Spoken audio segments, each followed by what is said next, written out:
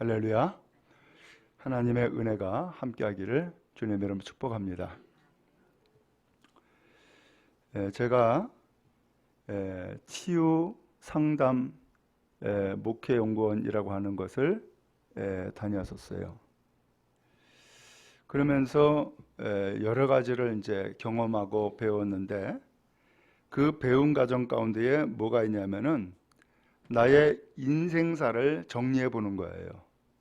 그래서 언제 어디에서 태어났고 어디에서 자랐고 또 어떻게 공부했고 어떻게 사회에 나갔고 또 누구와 결혼했고 어떠한 삶을 살았는가 라는 것들을 쭉 정리하는 거예요.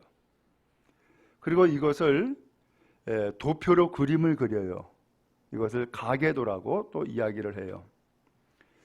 그러면서 보니까는 그의 그 인생 가운데에 희로애락이 다 담겨 있는 거예요. 그렇죠? 그래서 가장 좋았던 때도 있고 가장 슬펐던 때도 있고 가장 충격적인 사건도 있을 수 있고, 그러면서 인생사를 정리하다 보면은 무엇을 발견하냐면은 우리 가정에 계속해서 이어져 오는 어떤 전통 혹은 습관 혹은 어떤 악습, 이것이 계속 이어지는 것을 발견하게 돼요. 근데 이것은 저만이 아니라 모든 사람들에게 다 적용이 돼요. 여러분의 인생사는 어떠한 인생을 지금까지 살아오셨어요? 근데 이 집안의 내력이 혹은 어떤 악습이 계속해서 이어지는데, 이 악습을 개선해 나가고 변화시켜 나가야 될 것 아니에요? 그걸 언제 하겠어요? 먼저는 우리 집안에 이러한 악습, 이러한 내력이 있구나라는 것을 먼저 발견해야 되고, 그러면서 변화를 필요로 하는데 그 변화를 필요로 하는 그때에 하나님께서 변화를 할 수 있는 기회를 주시더란 말이에요. 그 기회가 뭐냐?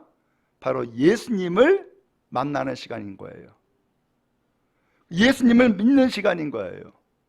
그러면서 소위 말하면은 나무의 가지를 잘라가지고서 열매 맺는 나무에다가 덧붙이듯이, 오늘 우리의 인생사에 고통스럽고 괴로웠던 그의 가문을 변화시켜서 열매 맺는 가문으로 만드는 놀라운 계기가 바로 하나님을 믿는 사건이 되어지고, 하나님을 믿을 때에 그러한 변화가 일어나더라라는 거예요.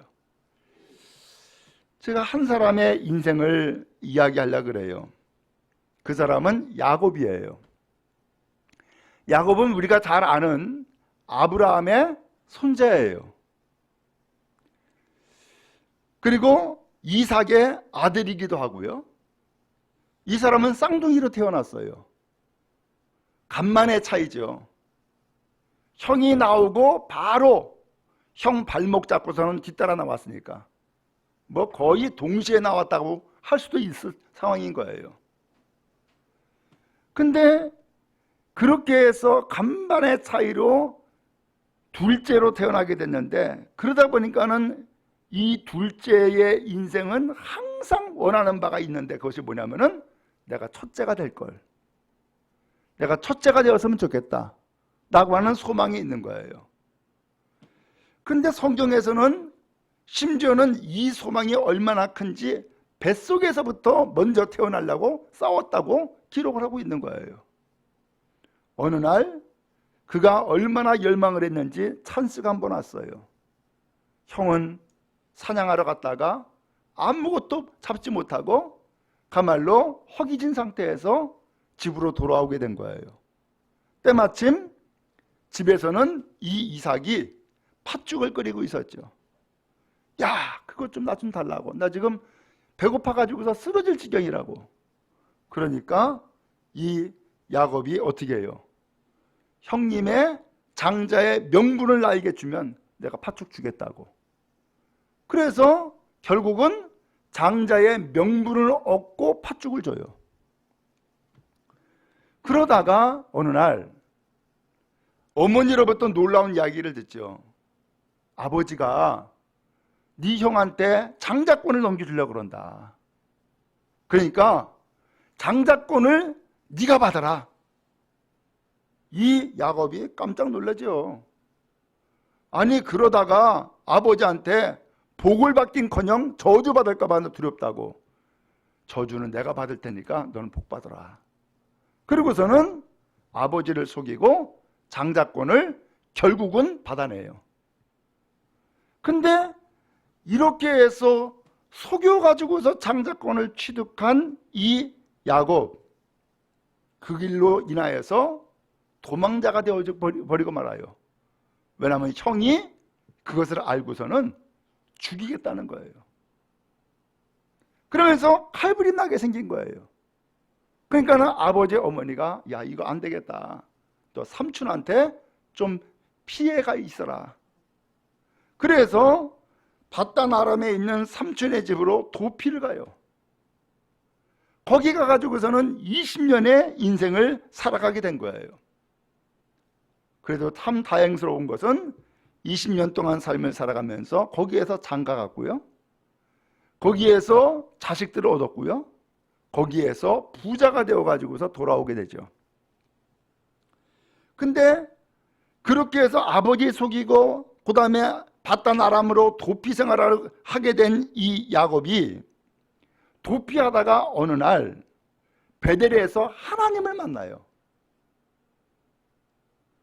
그리고서 하나님 앞에 서원하죠. 내가 평안히 아버지 집으로 돌아가게 해주시면 이제부터는 하나님을 나의 하나님으로 내가 섬길 거고 그 다음에 이 돌은 성전이 될 것이고 내가 10의 1조를 하나님 앞에 반드시 바칩니다 라고 약속을 해요. 20년의 인생이 지나가고 드디어 하나님이 또 나타나서 말씀하는 거예요. 이제 너 아버지 집으로 가라. 그래서 삼촌 라반과 헤어지게 되었고 아버지 집으로 가게 되었는데 문제는 20년 전에 아버지를 속이고 형을 속여서 장자권 얻은 것이 아직 해결이 안 된 거예요. 그래서 형을 만나지 못하죠. 왜? 형이 죽일까 봐. 그러다가 야복나루에서 하나님 앞에 밤새워 씨름하고 기도해요. 그리고서는 해결을 받았어요. 그리고서 이 야곱이 야복나루를 드디어 건너가 가지고서는 형님을 만났는데 얼싸안고 울면서 화해를 하게 된 거예요. 기적과 같은 역사가 그의 인생에 일어난 거예요. 그렇게 해서 이제는 아버지 집으로 평안히 갈 수 있게 되었는데 세겜에 머물죠. 그 세겜에 머물다가 딸 디나가 강간을 당하는 사건이 생겨요. 그렇게 해가지고서 결국은 이 세겜 사람들과 그 다음에 이 야곱의 아들들이 습격을 해가지고서는 그들을 다 죽여요. 도저히 세겜에 살 수 없는 상황이 생겨버리죠. 그래서 그렇게 해서 가말로 염려하고 근심하는 그 순간에 하나님이 또 나타나는 거예요. 너 여기에 머물지 말고 베델로 올라가라. 왜? 20년 전에 하나님을 만났던 장소가 베델이고 서원했던 장소가 베델인데 글리 다시 올라가라는 거예요. 그래서 용기를 얻고 다시금 베델로 올라가죠. 그리고서는 드디어 아버지를 만나서 삶을 살게 된 거예요. 그런데 공교롭게도 그 땅에 7년 동안 풍년이 있더니만은 그 다음에 또 흉년이 들죠. 그래서 하는 수 없어가지고서 소문을 들으니까 애굽에는 양식이 풍족하다는 소문을 듣고서는 애굽에 쌀 사러 가요. 애굽에 쌀 사러 아들들을 다 보내게 됐는데 거기에 가가지고서는 놀라운 소식을 듣죠. 어려서 잃어버린, 어려서 죽은 줄만 알고 있는 요셉이 총리로 있다는 거예요. 믿을 수가 없었죠. 근데 그 요셉이 멋진 마차를 보내어가지고서 그 마차 타고서 아버지, 그 다음에 형제들 다 올라오라고 하는 이야기를 전해줘요. 그것 보고서는 이제 다시금 애굽으로 올라가야 되느냐 말아야 되느냐라고 하는 갈등을 하고 있을 때에 하나님이 또 나타나요. 그러면서 애굽에 올라가는 거 두려워하지 말아라. 그리고 올라가라는 거예요. 그리고 애굽에 올라가서 하나님께서 너희에게 큰 민족을 이루게 할 것이고 반드시 다시금 돌아오게 만들어준다 라고 하는 약속의 말씀을 받아요. 그래서 애굽에 올라가 가지고서 거기에서 17년 동안 삶을 살게 돼요. 결국은 147살에 세상 떠나죠. 이게 야곱의 일생이에요. 자, 이런 파란만장한 인생을 산 이 야곱을 오늘 여러분들에게 소개하고 그가 그의 인생의 마지막에 남겨놓은 유산이 있는 거예요. 그리고 남겨놓은 유언이 있는 거예요. 오늘 그것을 여러분들에게 말씀을 드리고자 하는 거예요. 지난주에 식사 나누고 함께 차 나누면서 우리 서로들 이야기하기를 죽음에 대한 이야기를 했었어요. 제가 언젠가는 이 말씀을 드려야겠습니다 라고 했는데 그것을 오늘 드리려고 그러는 거예요. 어때요? 이제 그야말로 대부분이 60 다 넘으셨잖아요. 근데 그러다 보니까는 인생의 마지막을 생각 안 할 수가 없죠. 왜? 우리는 다 이 세상에서의 삶은 마칠 때가 있기 때문에. 그러면 어떻게 하는 것이 인생을 잘 마치는 거예요? 어떻게 하는 것이 잘 죽는 거냔 말이죠. 오늘 여러분, 지금 우리가 살아있을 때, 이 생명 가지고 있을 때는 먹고 살고 잠자고 일하는 것 때문에 여러 가지를 근심하고 준비하잖아요. 마찬가지로 죽는 것도 우리가 준비 없이 죽는 것이 아니라 준비하는 자가 그 죽음을 복되게 맞이할 수 있지 않겠어요? 그러면 여러분, 그런 의미에서 지금까지의 인생에서 더하여서 오늘 우리의 인생의 마지막을 잘 준비해서 하나님 앞에 올라가는 영생 얻는 하나님의 사람 다 되길 바라고 여러분의 삶을 복되게 잘 마무리하는 인생 다 될 수 있기를 주님 이름으로 축복합니다. 자, 그러면 야곱은 어떤 인생을 살았느냐? 먼저는 이 야곱은 죽음을 죽기 전 그가 하나님의 말씀을 받은 것을 자손들에게 전해 주었어요. 하나님의 말씀 받은 것을 전해 준 거예요. 좀 더 구체적으로는 내가 하나님을 만났어. 하나님이 나에게 이런 이야기를 해줬어. 그래서 이 이야기를 내가 너희들에게 전해주는 거야 라고 하면서 그 자식들한테 하나님의 말씀을 전해주는 인생을 살게 된 거예요.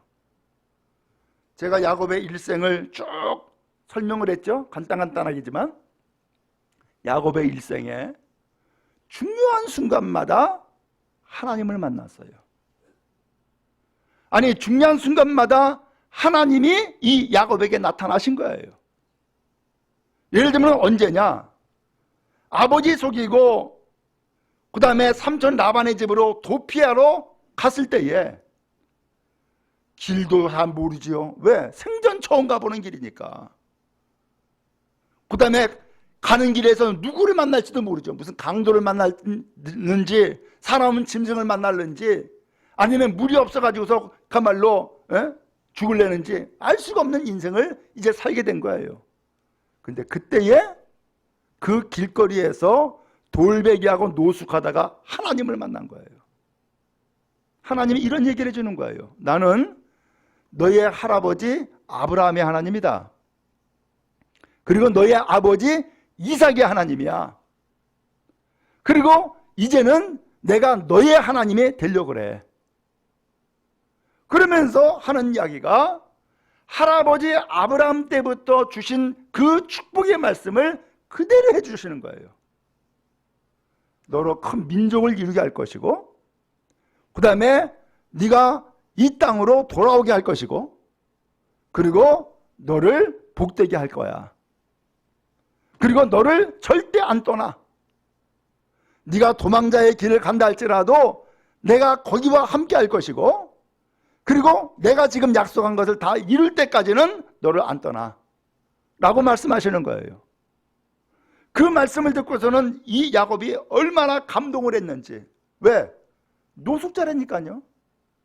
갈 길도 모르겠고 가서 무슨 일을 만날 일인지 모르겠고, 그의 인생은 아버지 집에 있을 때는 평안했지만 아버지 집을 떠나가지고서 이제 나그네가 되었을 때는 앞길을 전혀 알 수 없는 비참한 신세가 되어버리고 만 거예요. 근데 그때에 하나님이 나타나셔서 이 야곱에게 이 말씀 주신 거예요. 얼마나 감동스러웠겠어요. 그래서 야곱이 야, 여기에 하나님이 계셨구나. 그리고선 그 땅을 베델이라고 이름을 짓고 거기에서 3가지를 하나님 앞에 약속을 했던 거예요. 그리고 더 나가서 아까 말씀드린 것처럼 삼촌 라반을 떠날 때에, 그때에 이 야곱은 삼촌 안녕히 계세요라고 인사하고 떠난 게 아니에요. 야반 도주한 거예요. 그러니까 이 삼촌이 자기 아들들, 군사들 이끌고서는 쫓아오는 거예요. 이놈 잡겠다고, 이놈 죽이겠다고. 근데 하나님이 그때에 또 나타나신 거예요. 누구한테? 삼촌에게. 너 야곱 만나걸랑 야곱에게 가타부터 아무 말도 하지 마라 라고 말씀하시는 거예요. 그래서 이 삼촌 라반이 야곱 만나가지고선 아무 소리 안 하고 거기에서 약속을 하죠. 여기다가 돌단을 쌓고 이 땅을 경계로 해가지고서는 나도 너에게 침입하지 않을 것이고 너도 나를 침입하지 않는 것으로 약속을 하자. 예, 그렇습니다. 그리고서는 이 야곱이 삼촌 라반을 완전히 떠나고 아버지 집으로 갈 수 있었던 거예요. 이런 일들이 이 야곱의 일생에 아주 중요한 순간마다 계속 이어졌어요. 그래서 세겜에서 딸 디나의 사건 때에도 하나님이 만나줬고, 그 다음에 이 요셉이 애굽에서 총리가 되었다고 하면서 소식을 전해줬을 때에도 애굽으로 진짜 가야 되는가 말아야 되는가 갈등할 때도 하나님이 또 나타났고, 인생의 중요한 순간순간마다 하나님이 나타나신 거예요. 여러분의 인생은 어때요? 여러분은 언제 하나님을 만났어요? 언제 하나님께서 여러분들에게 말씀해 주셨고 언제 하나님께서 여러분들에게 은혜를 베풀어 줬냔 말이죠.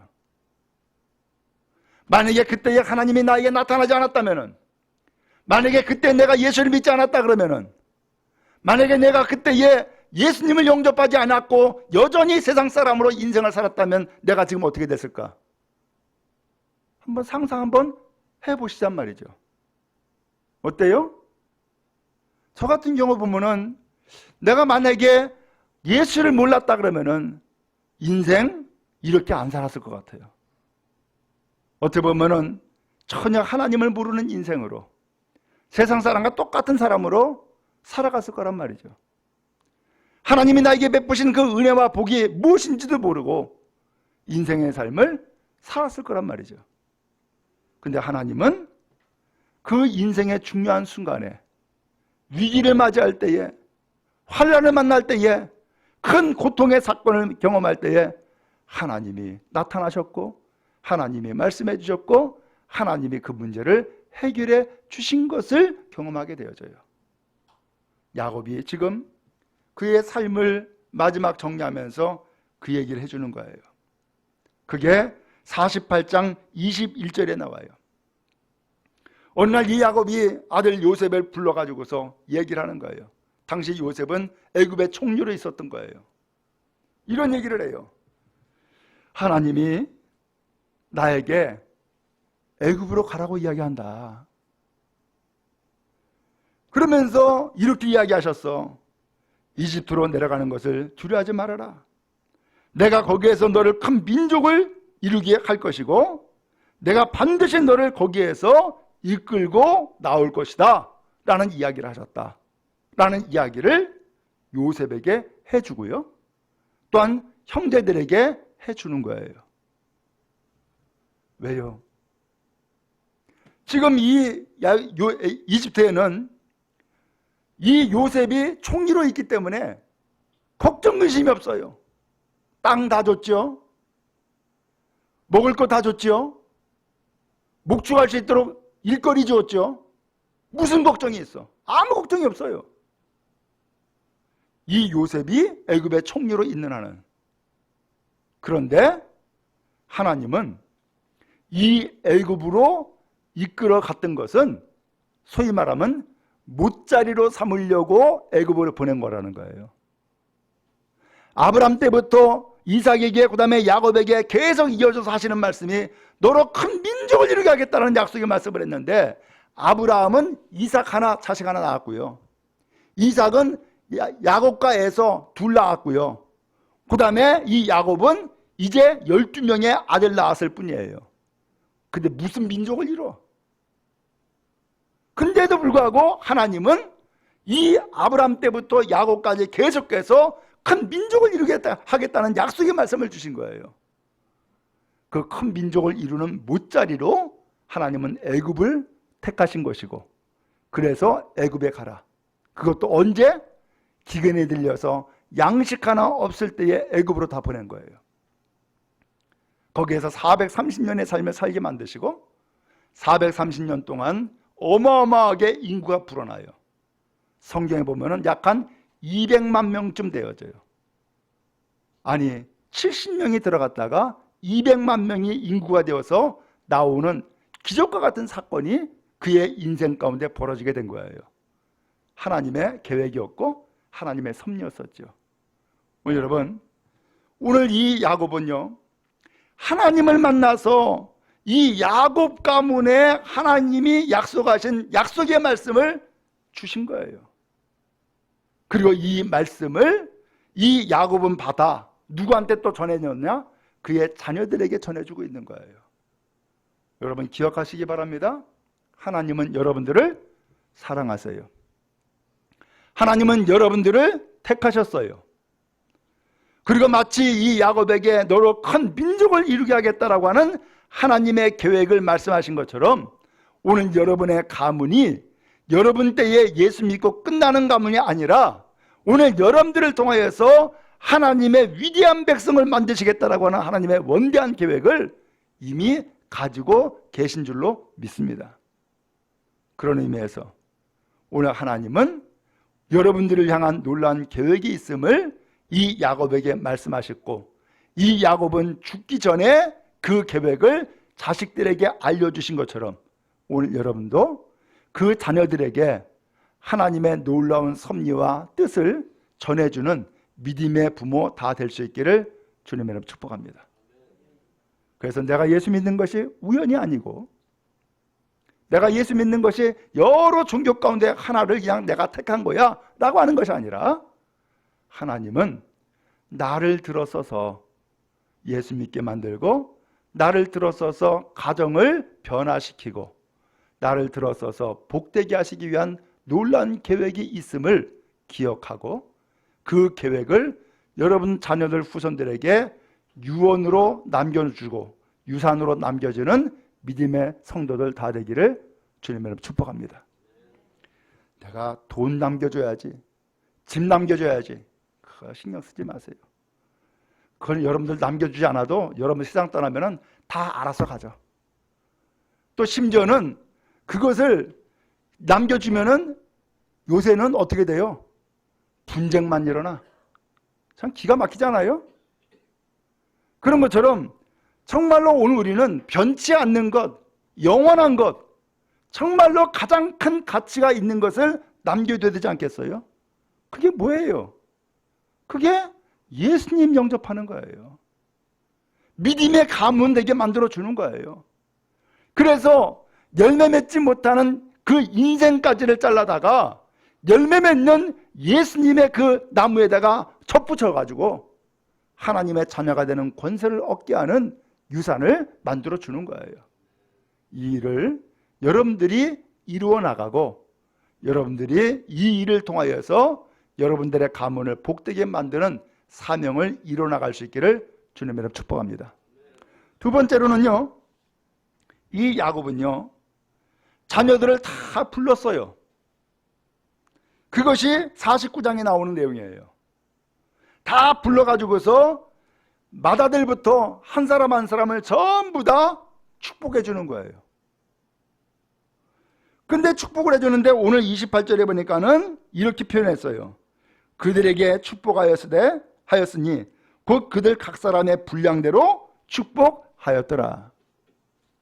똑같이 축복한 게 아니에요. 그들의 삶의 분량대로 각자가 누릴 복에 따라서 혹은 한 사람 한 사람에게 알맞게 이 야곱은 그 자녀들을 축복하고서 세상을 떠났어요. 오늘 여러분, 이왕이면 여러분의 삶을 자녀들을 축복하는 인생으로 삶을 마무리할 수 있기를 주님으로 축복합니다. 그렇잖아요? 축복을 해줘야지. 왜? 성경에 보면은요, 자식들은 아버지로부터 축복을 받게 하신 거예요. 아버지로부터.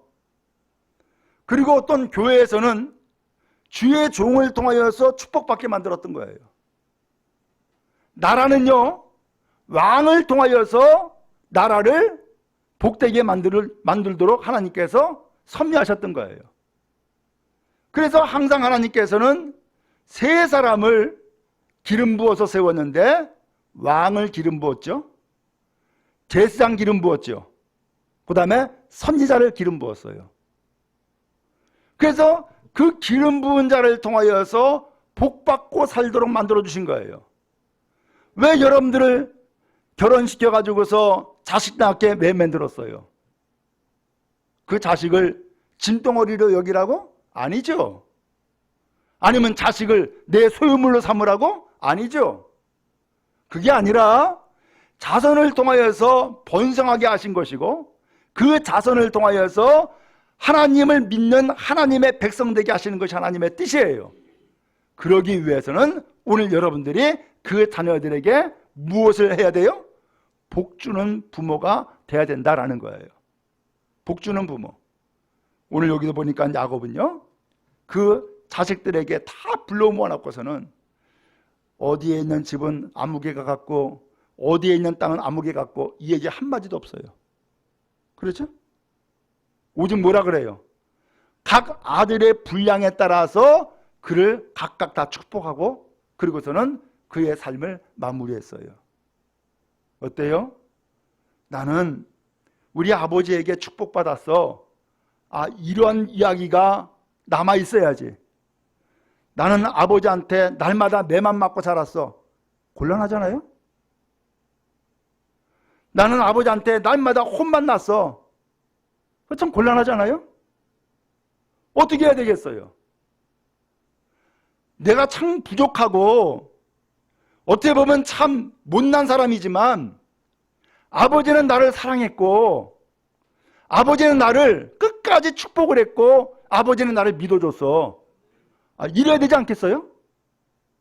그러면 그 아들이 비록 부족한 부분이 있다 할지라도 아버지의 그 사랑과 믿음을 기억하고 어떻게 살겠어요? 더 성실하게, 더 믿음 갖고 살아가지 않겠어요? 오늘 이 야곱이 아들의 비리를 왜 몰라요? 다 알아요.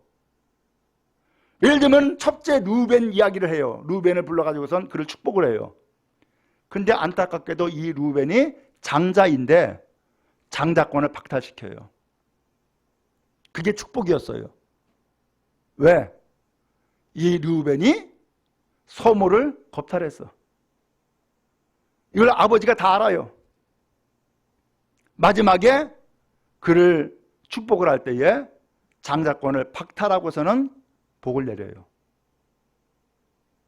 무서운 일이죠.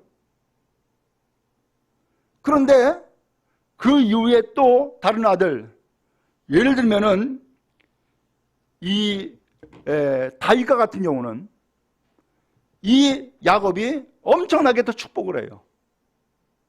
너희의 자손들에서부터 너희 자손에게서 왕이 나올 거다. 그리고 왕권이 계속 이어질 거다. 그런 축복을 해요. 진짜로 유다의 가문에서 왕이 나오죠. 그 왕이 다윗이에요. 또 이 요셉도 축복을 해요. 너는 담장을 넘는 가지야 라고 축복을 해요. 실제로 이 요셉은 담장 넘었죠. 왜? 가나안 땅에서 살아야 될 이 요셉이 담장을 넘어가지고서는 애굽 땅까지 가지가 뻗쳐졌잖아요. 거기에서 총리가 되어가지고 열매를 맺고, 그래서 수많은 역경과 고난과 환난 가운데 있었지만은 하나님이 그때에 너의 목자가 되어서 너를 돌봐준다. 나는 축복을 내려요. 이 요셉은 진짜 그런 삶을 살았어요. 여러분, 아버지의 말 한마디가 대단히 무섭습니다. 할아버지의 그 말 한마디가 아들의 인생을 살리기도 하고 죽이기도 할 수 있단 말이죠. 그러면 여러분, 자녀가 다 잘 되길 원하잖아요. 그러면 어떻게 말을 해야 되겠어요? 복 주는 말을 해야 할 줄을 믿습니다. 그런 의미에서 오늘 여러분들, 우리의 인생을 살아가면서 인생을 후회됨이 없이 살아가려고 그러면은, 나중에 내가 이렇게 잘못 살았어, 내가 그러지 말을 걸, 이렇게 후회하면서 인생을 마치는 것이 아니라, 그때의 인생에 큰 어려움과 고통이 있었지만 내가 내 자녀들에게 마지막에 축복하고 사랑하고 용서하는 말을 남겨주고 인생을 마무리할 수 있는 복이 여러분 모두에게 임하기를 주님의 축복합니다. 아니, 자식들이 부모로부터 인정받지 못하고 축복받지 못하고 어디에서 축복을 받겠어요? 그 부모가 하나님이 주시는 선물인데, 그러잖아요? 하나님이 선물인데. 그러므로 오늘 여러분, 이 하나님의 축복의 원리를 기억하고 여러분들은 자녀들을 축복함으로 인생을 마칠 수 있는 믿음의 부모 다 되기를 주님의 이름으로 축원합니다. 마지막 세 번째입니다. 29절에 이런 얘기를 해요. 여러분, 29절 말씀 같이 한번 읽어보겠습니다. 시작. 그가 그들에게 명하여 이르되 내가 내 조상들에게로 돌아가리니 나를 햇사람 에브론의 밭에 있는 굴에 우리 선조와 함께 장사하라. 아멘. 지금 이 야곱은 이제 죽는다는 거예요. 근데 죽는다는 표현을 뭐라고 했냐면은 내가 내 조상들에게 돌아간다, 이렇게 표현했어요. 조상들에게 돌아간다. 그러면서 뭐라고 했냐면 내가 조상들에게 돌아간다. 곧 내가 죽거들랑 어디에다가 묘를 써서 나를 거기 묻어달라, 그 얘기를 남긴 거예요. 근데 어디라 그래요? 햇사람 에브론 밭에 있는 굴에 우리 선조와 함께 장사해라. 거기 굴이라고 하는 것은 무덤을 얘기한 거예요. 왜냐하면 이 유대 사회에서는 무덤을 우리처럼 땅 파가지고 묻는 것이 아니라 산에 있는 굴을 파가지고서 거기다가 시체를 안치시켰거든요. 그래서 여기 굴이라고 하는 것은 무덤을 얘기한 거예요. 그 무덤에 조상들이 거기에 있으니까 나도 거기에 묻어달라 라고 유언을 남긴 거예요. 왜 그럴까요?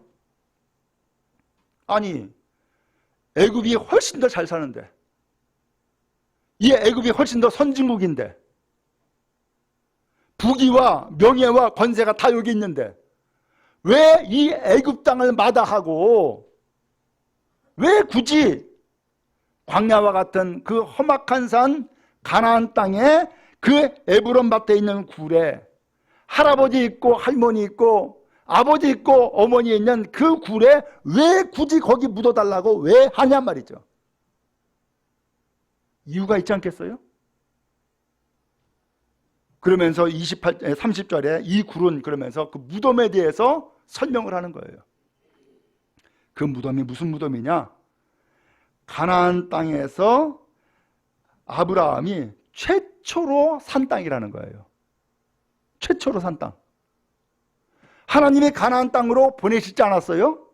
이게 네가 머물 땅이다, 너희 후손이 머물 땅이다라고 줬어요. 근데 그게 줬지만 사람들은 그걸 하나님이 줬다라고 인정해 안 해요? 안 하지. 그러니까 아브라함은 때마침 그의 부인 사라가 세상 떠났어요. 장례를 해야 되는데 거기 햇사람들에게 이야기를 하니까는 아이고 아무데나 그 땅을 줄 테니까는 아무데나 가서 장사하라고. 근데 아브라함이 아니라고. 그러면서 아브라함이 땅을 정해요. 만물의 앞 밭에 있는 그 땅을 밭과 함께 나에게 달라고. 주겠다는 거예요. 얼마냐고. 이거 돈 필요 없다고. 그냥 쓰라고. 아니라고. 나 돈 줘야겠다고. 그래서 그 땅을 돈 주고 사요. 최초의 땅이에요. 최초의 땅. 거기에 아브라함의 부인을 장례해요. 그리고 거기에 아브라함도 자기가 거기에 장례에 들어가요. 아들 이삭도 거기에서 장례를 해요. 며느리 리브가도 거기에 장례를 해요. 야곱의 부인 레아가 죽으니까 레아도 거기다 장례를 해요. 그리고 이 야곱은 지금 기근 때문에 애굽에 와 있는 거예요. 근데 147살을 살고서 이제 죽게 된 거예요. 어디에다 묻을까? 요셉이 생각할 때는 어디다 묻는 게 좋겠어요? 애굽이 낫겠지. 그렇죠? 근데 이 야곱은 애굽 아니라는 거예요. 왜? 거기는 하나님이 약속한 땅이야. 조상들이 그 땅을 한말로 하나님의 약속한 땅으로 바꿔서는 그 땅을 지키기 위해서 거기에다가 무덤 만들고 돈 주고 사고 거기에 계속해서 묻힌 땅이야. 이 땅을 떠날 수 없어 라고 하는 거예요. 비록 너희들이 지금 이 애굽에 와서 살고 있지만은 이건 임시로 사는 거야. 영원히 하나님 앞에 약속받고 살 땅은 이 애굽이 아니라 가나안 땅이야 라고 하는 것을 그가 죽어서 친히 그 몸으로 표현해 준 것이 거기에다가 묻어라라고 하는 유언이었던 거예요. 결국은 이 야곱을 장례치려고 그러면은 지금 애굽에도 총리로 있는 이 요셉 가야 돼요, 말아야 돼요? 당연히 가죠. 왜? 아버지를 장례해야 되니까. 그 다음에 그의 형제들 이 애굽 땅에서 가나안 땅으로 가야 돼요, 말아야 돼요? 가야죠. 왜? 다 장례를 치러야 되니까. 그래서 그 장례를 통하여서 이 땅이 하나님이 아브라함 때부터 우리에게까지 우리 후손에게까지 약속한 땅이 바로 여기구나 라는 것을 직접 땅을 밟게 만든 거예요. 직접 찾아가게 만든 거고요. 그리고 그의 후손도 이 땅에 묻어달라고 유언함으로써 이것이 영원한 하나님의 약속의 땅이고 이 땅을 우리가 대대로 지켜야 되는구나 라고 하는 것을 깨우쳐 준 것이 이 야곱의 마지막 유언이었던 거예요. 여러분, 그런 의미에서 이 야곱의 유언은 그 가나안 땅이 좋아서가 아니에요. 그게 하나님의 약속의 땅이었고 그 땅이 믿음의 땅이었고 그 땅이 축복의 땅이었기 때문에 거기다 묻어달라고 요구하고 있는 거예요. 여러분, 마찬가지예요. 자식들한테 여러분 마지막 유언을 남기고 세상 떠나야 될 텐데 무슨 유언 남기겠어요? 어디가 비싸니까 어디로 가라 그러겠어요? 아니죠. 하나님의 축복한 영원한 약속이 이 땅에 있어. 또한 그 영원한 약속의 땅을 할아버지 때부터 지금까지 이어져 왔어. 너도 그렇고 너의 자식들도 그렇고 영원히 이 땅을 이어가야 돼. 이 땅으로 나를 묻어줘 라고 하면서 믿음을 이어가도록 만들어준 유언이 바로 이 말씀이었던 거예요. 바랍니다. 하나님은 여러분들을 통하여서 여러분의 가문을 복되게 하길 원하십니다. 그리고 영원한 하나님의 자녀로서의 삶을 살아가기를 원하십니다. 세상의 모든 고통과 환난과 시련과 또 모든 죄악과 모든 더러움에서 다 벗어버리고 하나님의 새 백성으로서의 삶을 살기를 원하십니다. 그 길을 어떻게 가겠습니까?